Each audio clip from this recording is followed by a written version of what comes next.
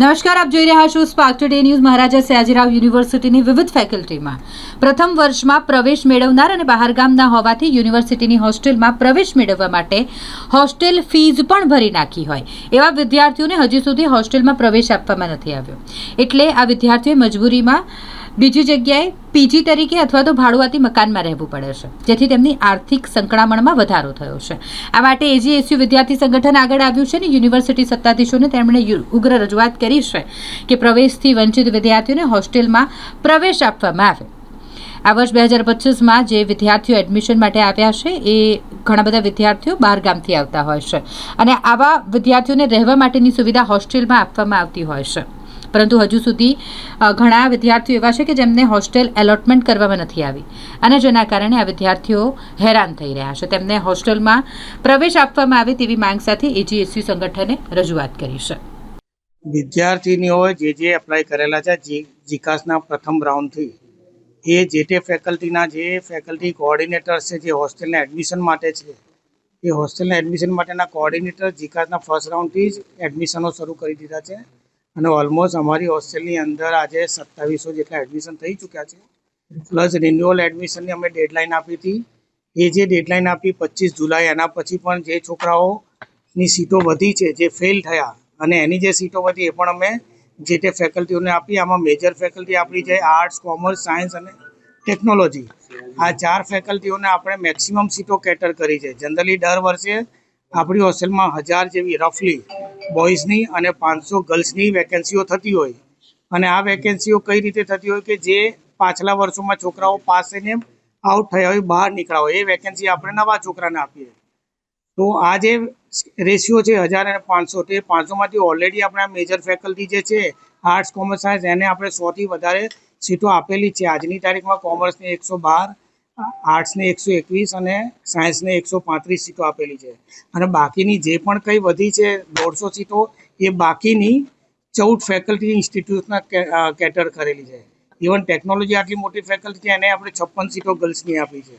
તો મેજર આપણે arts, commerce, સાયન્સને આપી છે. છતાં પણ જે પણ કંઈ અમારાથી બનતા પ્રયત્નો પૂરા કરીશું કે જીકાસના સેકન્ડ રાઉન્ડમાં જે છોકરાઓ આ યુનિવર્સિટીમાં એડમિશન લઈને બીજે સારો ઓપ્શન મળ્યો તો છોડીને ગયા હોય, એ સીટો બચી હોય, જે રિન્યુઅલમાં જે નેક્સ્ટ યર માટે છોકરાઓ ફેલ થયા હોય, ડિટેન થયા હોય, એની સીટો જે બચી હોય એ બધી સીટો અમે ભેગી કરીને જ્યાં જ્યાં જરૂરી છે ત્યાં બધે અમે કેટર કરશું અને મેક્સિમમ છોકરાઓને એડમિશન આપવાના પૂરેપૂરા પ્રયત્નો કરીશું. જે લોકો વંચિત છે એમાં મોટાભાગના મધ્યમથી ગરીબ વર્ગના છે, એ લોકો પીજી કે અન્ય કોઈ ભાડાનું મકાનો એફોર્ડ કરી શકે નથી. તો કેટલા દિવસોમાં આપણે આ સમસ્યાનો અંત લાવીશું?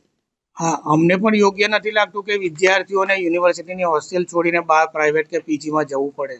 અમારા પ્રયત્નો પૂરેપૂરા રહેશે કે આપણી યુનિવર્સિટીની અંદર જે પણ કોઈ એડમિશન લઈને આવે છે એ બધાને જ આપણે જસ્ટિફાઈ કરીએ કે આપણી યુનિવર્સિટીની હોસ્ટેલની અંદર એડમિશન મળે, પરંતુ આપણી હોસ્ટેલની જે પણ કંઈ વેકેન્સી છે, જે પણ એની કેપેસિટી છે એ ધ્યાનમાં રાખીને જ એડમિશન થશે.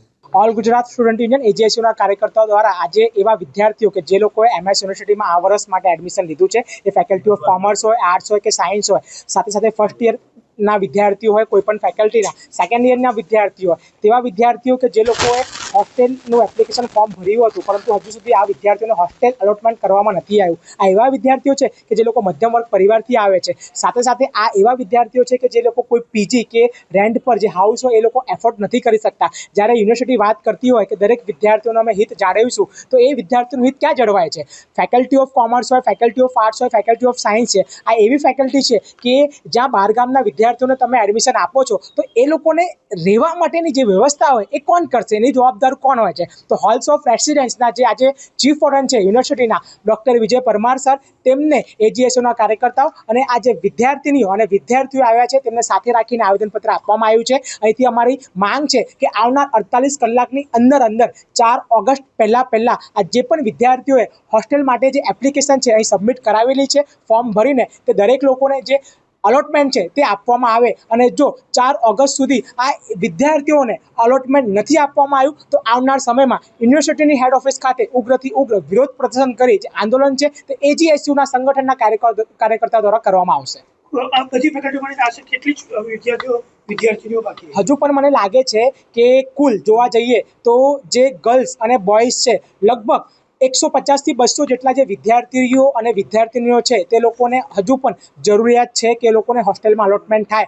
કેટલીક એવી હોલ છે કે કેટલાક એવા હોલ છે ગર્લ્સ કે પીજીમાં કે જોઈ શકીએ આપણે કે એ લોકોને મળી શકે છે રૂમ, તો આ લોકો અલોટ નથી કરતા એનું કારણ એમને ખબર છે. પરંતુ 4 ઓગસ્ટ સુધી જો આના ઉપર કોઈ પણ નિર્ણય લેવામાં નહીં આવ્યો, આજે ડૉક્ટર વિજય પરમાર સાહેબે ખાતરી આપી છે કે દરેક લોકોને અમે સમાવેશ કરીશું એવું વિશ્વાસ જતાવ્યું છે, તો એ વિશ્વાસને અમે માન આપીએ છીએ. અને જો 4 ઓગસ્ટ સુધી કોઈ પણ પ્રકારનો નિર્ણય લેવામાં નહીં આવ્યો અને આ લોકોએ જે એપ્લિકેશન આપી છે એના ઉપર કાર્યવાહી કરીને અને વિદ્યાર્થીઓને હોસ્ટેલ અલોટ નહીં કરવામાં આવી અને સીટો વધારવામાં નહીં આવી, તો 5મી ઓગસ્ટથી યુનિવર્સિટીની હેડ ઓફિસ ખાતે જે ઉગ્ર પ્રદર્શન અને આંદોલન છે તે એજીએસયુના કાર્યકર્તાઓ કરશે.